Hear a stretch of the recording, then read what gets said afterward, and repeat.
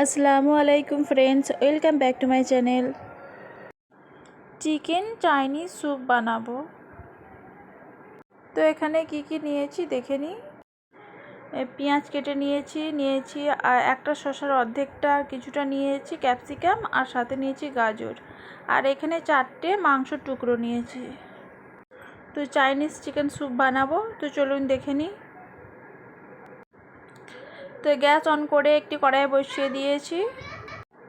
তো এখানে আমি 1 চা চামচ মতো সাদা তেল দিলাম, আর এখানে দিয়ে দিচ্ছি 8-10টা মতো গোলমরিচ। তো হালকাভাবে নেড়ে নিচ্ছি, তারপরে অ্যাড করে দিচ্ছি মাংসের টুকরোগুলো। তো এখানে আমি হাড্ডিওয়ালা মাংস নিয়েছি। তো মাংসগুলো দেওয়ার পরে একটু নাড়াচাড়া করে নিচ্ছি।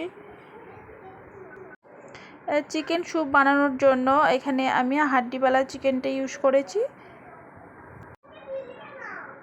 তো দেখুন ভালো করে ভেজে নিয়েছি। তারপরে এখানে আমি অ্যাড করে দিচ্ছি 1/2 চা চামচ মতো লবণ,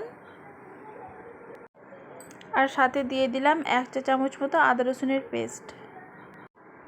তো লবণ আর আদা রসুনের পেস্টটা দেবার পরে 2 মিনিট মতো নাড়াচাড়া করে নেব।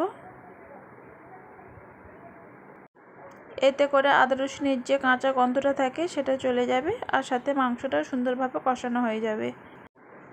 তো তারপরে অ্যাড করে দিলাম 1.5 গ্লাস মতো পানি। তো পানিটা দেবার পরে এখানে ঢাকা দিয়ে দেব 2 থেকে 3 মিনিট মতো। তো তারপরে ফিরে আসলাম। এখানে দেখুন চিকেনটা খুব সুন্দরভাবে ফুটে গেছে। তো তারপরে অ্যাড করে দিচ্ছি কেটে রাখা সবজিগুলো।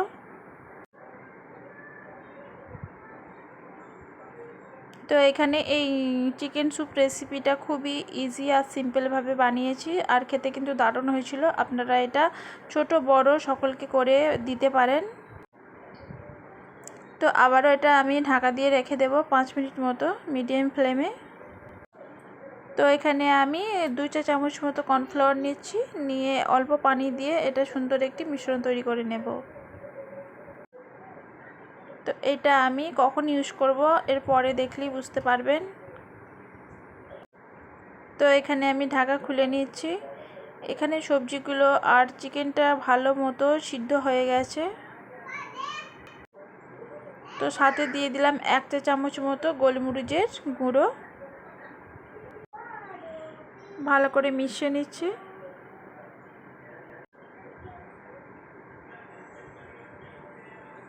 তো তারপরে দিয়ে দিচ্ছি কর্নফ্লাওয়ারগুলোটা। তো কর্নফ্লাওয়ারটা এখানে অ্যাড করে দিচ্ছি।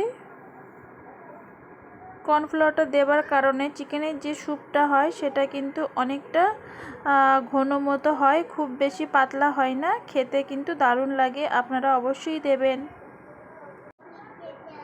তো এভাবে আমি গ্যাসের ফ্লেমটাকে একেবারে মিডিয়ামে রেখে আবারও 5 মিনিট মতো জাল করে নেব।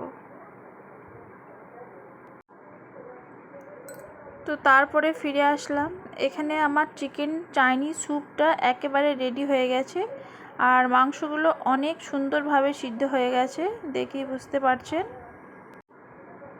এটা গরম গরম পরিবেশন করুন। তো আপনাদের কাছে কেমন লাগলো এই চিকেন স্যুপের রেসিপিটা অবশ্যই কমেন্ট বক্সে বলবেন। আর এতক্ষণ আমার সাথে থাকার জন্য অসংখ্য ধন্যবাদ। আর ভিডিওটি ভালো লেগে থাকলে সাবস্ক্রাইব, পাশে থাকা বেল আইকনটি অবশ্যই প্রেস করবেন, আর সাথে একটি লাইক করে দেবেন। ভিডিওটিকে আর বেশি বড় করলাম না, এখানেই শেষ করলাম। আল্লাহ হাফিজ।